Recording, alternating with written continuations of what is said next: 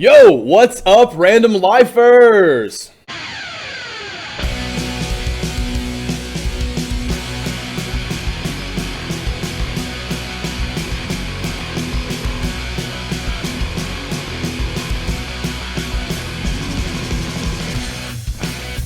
Love It's Random Life.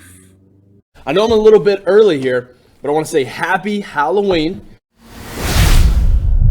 And I've got a Halloween themed video for you today. Now, if you've been in my class, you know that when we're going through the Africa unit, we talk about Sub-Saharan Africa masks. Now, all around the world, certain cultures will have a unique art style. Some things that pop out to me when I think back to the Renaissance, right? I think about Pietrasanta and the marble that Michelangelo used for David. I think about Aborigines making didgeridoos in Australia. And I think about Sub-Saharan Africa and the masks that they make that are part of their culture. A lot of times they take the form of a person. A lot of times they take the form of an animal.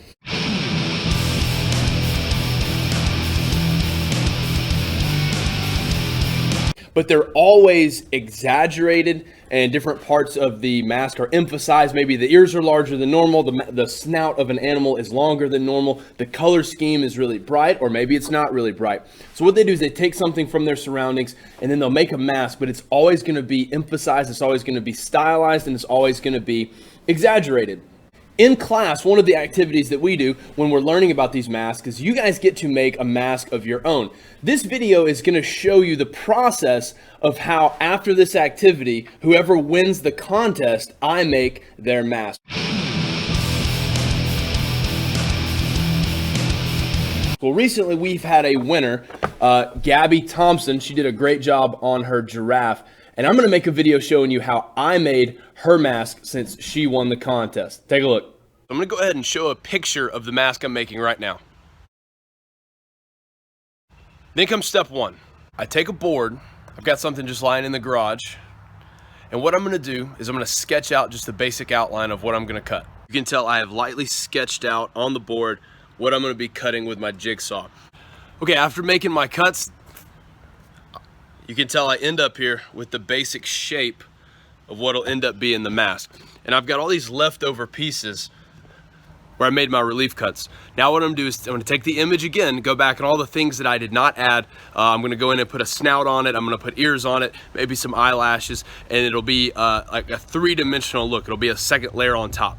Okay, so you can see that the mask is coming together. I've got the snout that's gonna stand out, the ears which will stand out, and then the flower collar on each side, and the ears, antlers, what in the world are these things? You know what, I don't even know, I'm gonna have to look that up. These are gonna be recessed back as well. So this will be sunken back, and then the ears and the snout are gonna stand forward, and the whole thing is gonna have this three-dimensional look.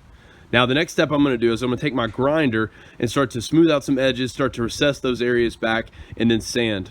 After all the cutting, grinding, and sanding, I think our base turned out pretty good. So you can tell the flower collars recessed back a little bit. It'll be much more clear after the paint. Same thing up here. We've got the ears. Once they get glued down, will be standing out very, very well, and so will the snout. And then everything will be painted just like the image. So the next step we're gonna do, we're gonna glue it. It's gonna take place off camera, and the next thing we'll see is the initial painting.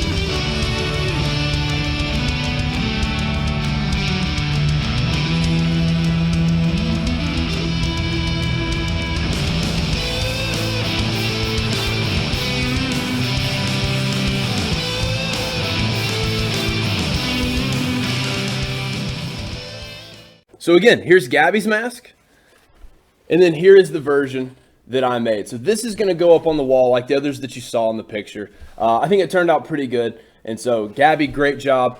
Thanks for putting a lot of effort into this, and congratulations on winning the contest. The mask. Quansu, dude!